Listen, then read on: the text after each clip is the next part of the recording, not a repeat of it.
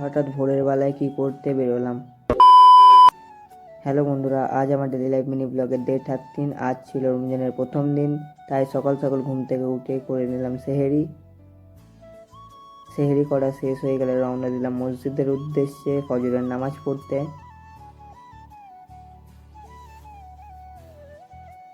মসজিদে গিয়ে ফজরের নামাজ পড়ে নিলাম। নামাজ পড়া শেষ হয়ে গেলে রওনা দিলাম বাড়ির উদ্দেশ্যে। বাড়ি এসে ঘুমিয়ে পড়লাম, উঠলাম দুপুরবেলায়। দুপুরে উঠে চলে গেলাম জোহরের নামাজ পড়তে। নামাজ পড়ে এসে চলে গেলাম দোকানে। দোকানে এসে কিছুক্ষণ বসার পর বিকালবেলায় দোকান বন্ধ করে চলে গেলাম বাড়ি।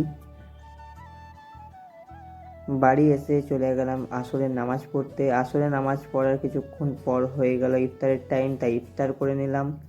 ইফতার করে চলে গেলাম নামাজ পড়তে। আমি নামাজ পড়তে যাই, তোমরা আমার চ্যানেলটা সাবস্ক্রাইব করে নাও। বাই।